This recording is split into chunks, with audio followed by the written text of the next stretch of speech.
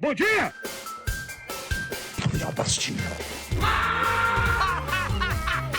Paulo Bosta. Caluniador e mentiroso.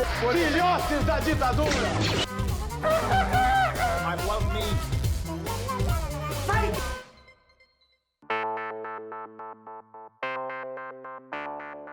Eleições, voto, democracia. O Canal Futuro encomendou ao Meme Explica uma temporada onde a gente tentasse pesquisar, entender, explicar as eleições. A gente vai falar sobre a polêmica das urnas eletrônicas, sobre a importância das pesquisas, as funções de cada cargo para que a gente vota. Nessa temporada, o Meme Explica as eleições.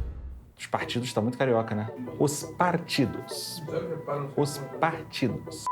O Meme Explica de hoje fala de uma parte fundamental para a democracia representativa: os partidos. As organizações partidárias são consideradas a chave para a manutenção de um governo representativo, ou seja, um governo onde nós, a sociedade, escolhemos quem vai nos representar dentro do jogo político. Os partidos são definidos como organizações voltadas para a disputa do controle do governo de uma nação por meio de um processo eleitoral, ou seja, pelo voto. Como a grande maioria das coisas que envolvem a democracia, os primeiros registros de partidos vêm de onde? Sim, da Grécia e da Roma antiga. Mas os cientistas políticos modernos dizem que os partidos, como a gente conhece hoje, surgiram mesmo com os Tories, os conservadores, e os Whigs, os liberais, lá na Inglaterra, ali pelo ano de 1688. Também com os federalistas e republicanos nos Estados Unidos pós-independência e com os jacobinos e girondinos da Revolução Francesa. Os partidos se tornaram necessários quando virou comum a ideia de que em uma democracia o cidadão isolado tem pouca influência nos órgãos legislativos e executivos. Imagina eu aqui sozinho gritando o que o presidente ou um vereador tem que fazer. Não, muda a lei, cancela. Não. Para obter essa influência, tem que se associar a outros indivíduos que compartilhem das mesmas opiniões políticas. Existem diferentes formas de organização de partidos no mundo. Tem países como Cuba, em que vigora o sistema de partido único. Embora por lá, para ser eleito, o candidato não precisa ser filiado. Curioso, né? Tem o caso dos Estados Unidos, que tem o bipartidarismo. Lá até existem outros vários partidos menores, mas por causa do sistema deles, esses partidos menores não têm muita força política. E deixa eu abrir aqui um espaço importante para explicar uma coisa: os sistemas eleitorais e de governo. Porque os partidos funcionam e se organizam sempre de acordo com os sistemas eleitorais de cada país. No mundo todo, existem vários sistemas eleitorais e de governo. Um país pode ser uma república presidencialista, como no Brasil ou os Estados Unidos, ou até semipresidencialista, como é em Portugal. Pode ser uma monarquia absolutista, como na Arábia Saudita, uma monarquia parlamentarista, como é no Reino Unido, uma república parlamentarista, como é na Itália. São muitas possibilidades. E para eleger os representantes do povo, também existem vários sistemas eleitorais. O mais básico e simples é o sistema majoritário, que é usado aqui no Brasil para escolher cargos executivos, como o presidente, o governador, o prefeito. Quem tem a maioria, vence. Se não alcançar a maioria, ou seja, mais da metade dos votos válidos, rola um segundo turno entre os dois mais votados e quem tiver mais votos é eleito. Só que nas eleições legislativas é diferente. E isso vale para o mundo todo. Eu vou tentar resumir. Começando aqui pelo Brasil, a gente usa o sistema proporcional. O modelo proporcional é para garantir que se um partido tem 30% dos votos, ele tem que ter 30% das vagas. Afinal, se 30% da sociedade tem ideias, valores, princípios que são representados por um partido, ele deve ter essa representação. Faz sentido, né?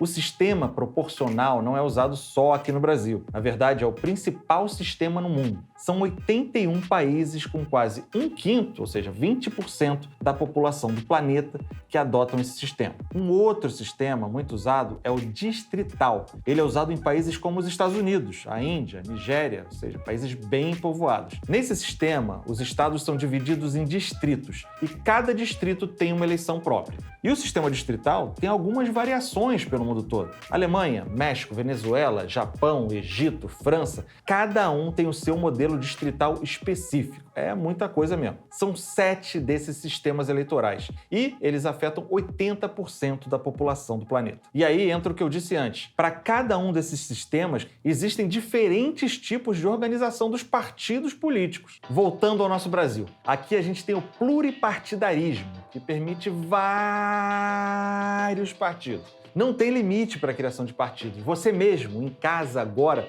pode criar o seu partido aí. A gente aqui, no Meme Explica, turma toda, pode criar o nosso partido, o Partido do Meme, PM. Simples, né? Mais ou menos. Para criar um partido, a gente precisaria de 101 pessoas de pelo menos 9 estados do país devem se reunir e criar um programa para o partido. Depois, levar a ata da reunião em um cartório civil para registro de pessoa jurídica. Aí, depois disso, a gente leva esse registro para o TSE. E então, precisa conseguir quase 500 mil de assinaturas de eleitores de pelo menos 9 estados que sejam filiados a nenhum outro partido. Isso no prazo de 2 anos. Aí, a gente vai precisar criar o estatuto, registrar o número e, finalmente, poderemos participar de eleições. A gente não vai fazer isso, foi só um exemplo. Mas a verdade é que essa possibilidade, por mais complexa que seja, existe. A gente, de fato, pode criar um partido para nos representar as nossas ideias políticas. Mas, no Brasil, nem sempre foi assim. A primeira vez que se usou esse termo, partidos, aqui no Brasil, foi quando a família real portuguesa veio para cá em 1808. Naquela época, se falava em partido português e partido brasileiro. Mas, legalmente falando, os primeiros partidos políticos brasileiros mesmo foram o Partido Conservador e o Partido Liberal, no segundo reinado de Dom Pedro II. Depois, na República Velha, cada estado tinha um partido local. Na prática, não eram partidos que o povo se identificava ou abraçava de verdade. Eram os grupos de aristocratas locais representando os seus próprios interesses. Com o Estado Novo, em 1937, e o golpe militar de 1964, os partidos no Brasil passaram a ter muitas dificuldades também. A maioria foi extinta, desfigurada, com o objetivo de impedir mesmo a participação política do povo brasileiro. Os partidos eram muito importantes, porque era neles que o povo, os trabalhadores mesmo, qualquer pessoa, podia se reunir para pensar em ideias, propostas, estratégias, para ter avanços, para conseguir mudanças políticas e sociais, além, claro, de terem a chance de se candidatar a uma vaga e participar da política diretamente. Os partidos voltam a ser permitidos no Brasil em 1945, mas em 1965 a ditadura militar de novo passa um tanque por cima dessa ideia e acaba com essas organizações. E aí, para passar uma impressão que existia uma espécie de democracia no país, eles criam 2 partidos, que eram os únicos que podiam existir: o Partido dos Ditadores e um outro partido, de oposição, mais comportado. Só em 1980, quando a ditadura militar caminhava para o seu final, que o Brasil volta a, de fato, ter partidos diversos, como a gente conhece hoje. E além dos partidos, existem as coligações e também as federações. Coligações era a união de partidos no período eleitoral. Era como se vários partidos se unissem em um só nas eleições e que tivessem coligados. Em 2017, as coligações foram abolidas das eleições proporcionais, onde o voto no partido é mais relevante. Já nesse ano, de 2022, as federações aparecem como novidade. A ideia é que os partidos de ideologias políticas próximas se unam, mas não apenas nas eleições. Eles devem permanecer unidos durante o mandato, ou seja, por pelo menos 4 anos. Bom, mas tem gente que pode explicar melhor o que são as federações, coligações e como funcionam os partidos no Brasil. Vamos lá.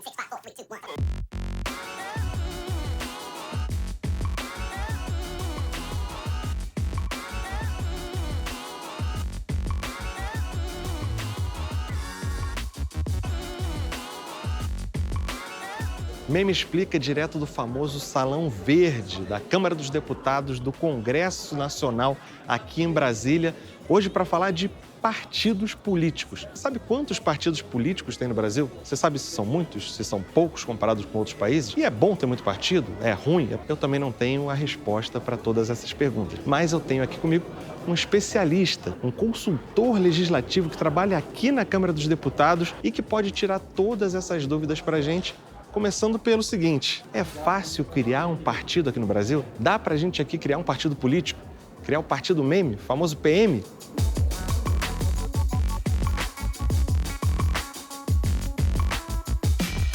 Eu acho que o nosso desenvolvimento do nosso sistema partidário, ele sofreu muitas intervenções externas. Nós poderíamos, por exemplo, eventualmente hoje, ter um sistema que veio desde 45, quando se formou o primeiro sistema multipartidário sólido no Brasil, mas ele começou a expressar interesses e valores que setores muito poderosos não estavam lidando bem com isso, por isso veio o golpe militar em 64, né? E aí esse sistema foi condensado, comprimido em 2 partidos apenas, que era o Arena e o MDB, e muita gente foi expulsa do sistema, às vezes expulsa do país, né?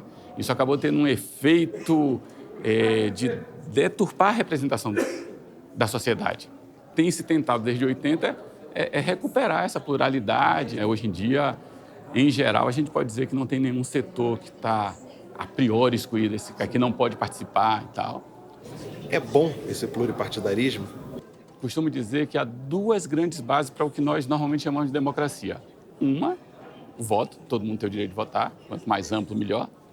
Quanto mais pessoas também podem se eleger, melhor. E a outra coisa é a liberdade de organização partidária. A liberdade de organização partidária não é para os políticos lá se organizarem, é para o cidadão se organizar e formar seus partidos e participar efetivamente das discussões. O número varia de país para país, o nosso não é nada fora do normal em termos de partidos que existem registrados na Tribunal Superior Eleitoral. Agora, o número de partidos que realmente conseguem eleger candidatos, eu acho que aqui realmente começou a ficar um pouco disfuncional.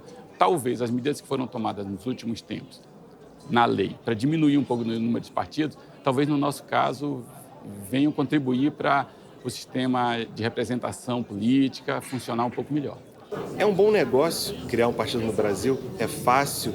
Deveria ser mais fácil ou não? A minha opinião é que é difícil. A liberdade de organização partidária é um ponto muito central na Constituição. E a lei, ela meio que forçou um pouquinho a barra para dificultar com essa exigência de assinaturas. E vinha funcionando. Essa exigência de assinatura, durante mais de 10 anos, foram criados 2 ou 3 partidos no Brasil. Quando veio a decisão do Supremo Tribunal Federal que os parlamentares não podiam mudar de partido, isso acabou tendo um estímulo muito grande à criação de novos partidos, que acabou sendo a única forma de resolver o problema dos partidos, em que as pessoas estavam meio presas lá, achando que os interesses que ele defendia precisavam de outra via, né? Qual o valor que a gente percebe do partido para a democracia mesmo? Ele é uma porta para a pessoa comum participar de decisões nacionais. É o momento em que as pessoas podem ter pretensão a alguma igualdade. Todo mundo vai lá e vota. Todo mundo tem o direito de se organizar em partido. E para encerrar, se o senhor pudesse criar uma lei que fosse melhorar algum aspecto democrático da sociedade, da nossa política, relacionado aos partidos especificamente, qual seria essa lei? Nós nunca tivemos uma experiência tão longa de funcionamento do sistema partidário e do sistema eleitoral como estamos tendo agora, com problemas sérios, né? E com adversários, né? Tem gente que não gosta disso funcionando, né? Realmente acho que se a gente deixar as regras que existem funcionando durante um tempo razoável e as pessoas, principalmente isso, se dispuserem a participar mesmo, nós teríamos grandes avanços que não precisaria mais de mudança legal. Agora, eu reconheço que não é fácil para as pessoas se mobilizarem. E essa questão que é muito atual e lamentável, de certa forma, que são os ataques aos partidos. Como é que o senhor encara? Em parte, é porque as pessoas percebem que o sistema político não está resolvendo problemas delas. E agora, eu acho que, ao mesmo tempo, não se tem a dimensão precisa do quanto o partido é importante para que as próprias pessoas passem a participar. Elas não podem olhar o partido como uma coisa que está lá longe dela. Se você procurar bem, vai encontrar algum que tem alguma afinidade com você. Aproveitar que a gente está aqui em Brasília para falar com o povo e tentar angariar assinaturas para a gente fundar o nosso partido, criar o Partido Meme, o PM. Só que não tem povo em Brasília. Não tem ninguém nas ruas.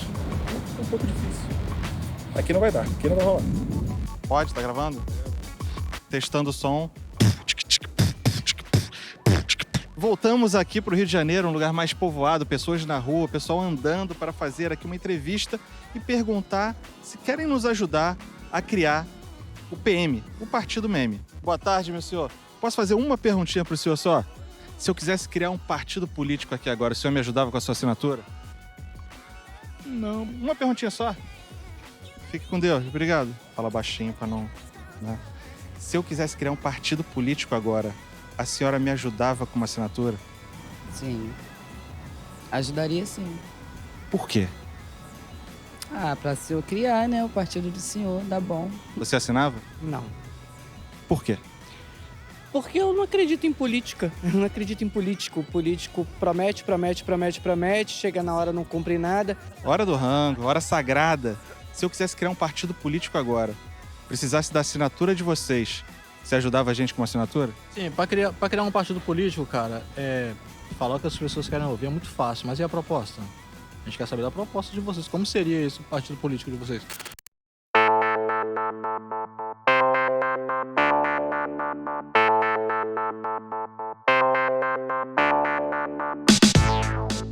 Sentar aqui num lugar emblemático aqui de Brasília para ligar para um amigo que trabalhou muito aqui, mas que está do outro lado do mundo agora e que vai poder falar para a gente, explicar que formar um partido não é só você colher um monte de assinatura, ter vários seguidores, mas é pensar em consciência política, respeito às leis e também em representatividade. Fala, Jean, tudo bem? Vem cá, os partidos hoje, você acha que estão cumprindo bem essa responsabilidade com a diversidade? Não. Alguns cumprem mais, outros cumprem menos. Mesmo partidos de esquerda, digamos assim, que têm um compromisso maior em ampliar a diversidade, têm uma resistência a ampliar essa diversidade. Os partidos têm uma dificuldade, mas apesar dessa dificuldade formal do aparato do partido, da burocracia do partido, há uma vida dentro desses partidos ali na base, digamos assim, né? Tem muita diversidade real entre os militantes, entre os ativistas, entre as pessoas que atuam. Mas quando você vai subindo na burocracia do partido, essa diversidade vai desaparecendo. E, Jean, essa mudança, tanto do perfil dos partidos e até dos políticos que saem de um partido, vão para outro, essa volatilidade, você acha que é algo positivo ou não para a democracia? A pluralidade de partidos está muito mais à centro-direita do que à esquerda. A agenda do PSOL era uma agenda anticorrupção, uma agenda de moralidade pública. E, a partir da minha entrada no partido, o partido passou a se identificar com essa agenda do século XXI, que é a agenda identitária. Então, veja, nesse sentido, o partido mudou, mas o partido não perdeu, não deixou de lado a agenda da moralidade pública, do combate à corrupção. Jean, e ouvindo de alguém que teve experiência aqui dentro, mas que agora está olhando de fora, o que você sugeriria de mudanças para o nosso sistema partidário de hoje? Uma mudança que eu experimentei nos meus mandatos. Eu criei um conselho social para o mandato. Então, o mandato ele atuava a partir de um conselho social que se reunia presencialmente no Rio de Janeiro, que era meu domicílio eleitoral, mas que estava reunido também virtualmente nas mídias sociais. Então, se os 513 mandatos de deputados, todos os mandatos tivessem um conselho social, operassem como conselho social, como o meu operava, nós teríamos uma participação cidadã muito maior, nós teríamos uma democracia muito mais robusta e o mandato teria o papel de acompanhar as instituições que receberam as emendas. Ou seja, o cidadão não seria chamado a participar da festa democrática apenas no dia das eleições, né? Ele seguiria participando dessa festa e essa festa continuaria. Bom, aproveitando que seguimos aqui em Brasília, dá aquela ligada para o advogado para tirar as dúvidas básicas, legais e jurídicas sobre essa questão partidária. Doutor Marcelo, eu conversei com o ex-deputado federal Jean Willis e entendi a responsabilidade que é criar um partido. Além dessa consciência e dessas milhares de assinaturas, claro, o que eu preciso para legalmente criar o meu partido do meme? E aí, Fran? Ah, tá bom, partido do meme, né? Enfim, o TSE tem duas normas regulamentadoras que fundamentam a criação do partido político. A 23571 e a Lei 9.096, conhecida como a Lei dos Partidos Políticos. Elas estipulam as etapas para a criação do partido. Tem que ter uma fundação e elaboração do estatuto, comprovação de apoiamento mínimo, registro no TSE e TRE e análise dos pedidos. Atualmente, com base nos dados das eleições de 2018 para a Câmara de Deputados, o partido em formação deve precisar coletar cerca de 491 mil assinaturas em pelo menos 9 estados da federação. Então, Fran, é bom você começar agora, porque vai demorar bastante para você coletar toda essa quantidade de assinatura para criar o partido meme. Fran, é importante também destacar que há um ano o TSE decidiu que é possível utilizar assinaturas eletrônicas legalmente válidas e expedidas pela Justiça Eleitoral para a criação desses partidos políticos, mas que tenha prévia regulamentação da Corte e desenvolvimento da ferramenta tecnológica ideal para esse tipo de coisa. Há a possibilidade de você assinar a criação do partido na sua própria casa. E, doutor Marcelo, depois do partido meme criado, que leis eu e os nossos afiliados vamos precisar seguir? Basicamente, nós vamos ter uma lei específica e vamos ter as resoluções do TSE. Qual é a lei? É a Lei 9.096. ela vai regular toda a relação dos partidos políticos, da sua criação até os seus filiados. Em resumo, temos uma lei e as resoluções do TSE. E para finalizar, por que uma pessoa não pode se candidatar sem um partido? A filiação partidária é uma das condições para a pessoa poder se candidatar. Está previsto no artigo 14, inciso 5º, parágrafo 3º da Constituição Federal. Além disso, é preciso seguir o artigo 16 da Lei dos Partidos, a Lei 9.096 de 95, onde só pode se filiar aquele cidadão que tiver direitos plenos políticos, senão não tem a possibilidade de realizar a candidatura. Obrigado, doutor Marcelo. Até a próxima. Deu? Foi? Foi? Partiu. Você sabia que o Brasil já teve um candidato à presidência da República negro, operário e comunista? Isso em 1930?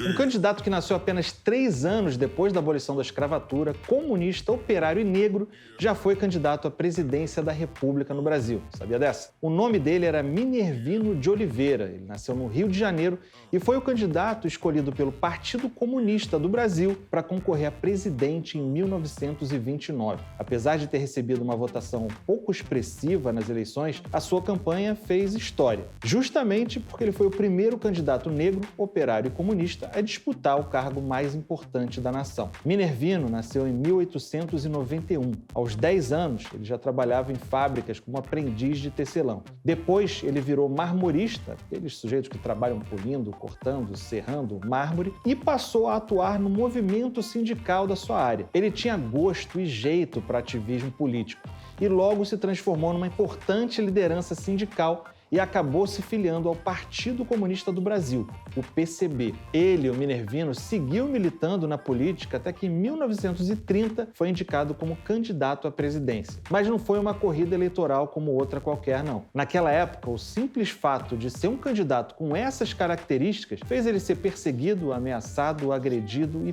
preso várias vezes. E se não bastasse isso tudo, ainda foi vítima de várias fraudes eleitorais. Quando acabaram aquelas eleições, disseram que Minervino tinha tido apenas 151 votos, o que era um absurdo para muita gente, até pelo número de apoiadores que ele teve durante a sua campanha. E pior, assim que acabou a contagem de votos, Minervino foi preso de novo. Alguns meses depois, outros presos políticos foram soltos, mas Minervino e alguns outros comunistas do seu partido continuaram presos e passaram a ser os únicos presos políticos no Brasil naquela época. Minervino foi mandado então para a temida colônia correcional de Dois Rios, na Ilha Grande, no Rio de Janeiro, e só foi libertado em 1931. Depois disso, ele decidiu não atuar mais ostensivamente na vida política. E só se veio a ter notícia dele em uma participação no 20º Congresso do Partido Comunista da União Soviética, em 1956. Ninguém sabe ao certo quando, como ou onde Minervino veio a falecer, mas todos os historiadores garantem que ele foi vigiado pela polícia política até o final da sua vida. Hoje, existe um coletivo antirracista do Partido Comunista Brasileiro que foi criado em homenagem a Minervino e leva o seu nome. Márcio, me explica primeiro o que são as coligações partidárias. Ela serve para que os partidos se unam para participar conjuntamente das eleições. Os votos dados a cada um dos partidos é somado para ver qual é o resultado final daquele grupo político. Dentro das eleições, as coligações funcionavam, porque elas não existem mais, elas foram extintas recentemente, funcionavam como se fosse um partido único. As nossas eleições proporcionais, elas exigem, obviamente, para que um partido eleja alguém que ele consiga uma determinada proporção dos votos. E alguns partidos que não conseguiam essa proporção sozinhos, eles entravam porque a coligação conseguia essa proporção e um candidato deles, esse candidato individualmente, tinha uma boa votação e entrava no parlamento. Não é uma coisa por definição ruim, mas ela colaborou muito para a fragmentação partidária no Brasil. E as federações partidárias? É um pouquinho diferente, mas muito parecido com as coligações no processo eleitoral, mas como realidade política é bem diferente. Nas eleições municipais anteriores, um partido poderia, em cada um desses municípios, se coligar com partidos diferentes. A federação tem que fazer uma federação só para todos os 5 mil municípios do país, que vai ser, ao mesmo tempo, a mesma federação que ele vai participar nas eleições para todas as assembleias estaduais e para a Câmara dos Deputados. Ou seja, ela induz a união de partidos que têm realmente convergência política e programática. E se você pudesse destacar a principal diferença entre coligação partidária e federação partidária? A federação tem que durar durante 4 anos e de que ela tem que ser igual para todas as eleições ao mesmo tempo. Que pergunta. Bom, eu espero que o Brasil dê mais atenção à sua democracia. O Brasil é um país cuja democracia é intermitente, cuja democracia está sempre enferma. O Brasil é um país continental, diverso, e essa diversidade tem que estar lá presente.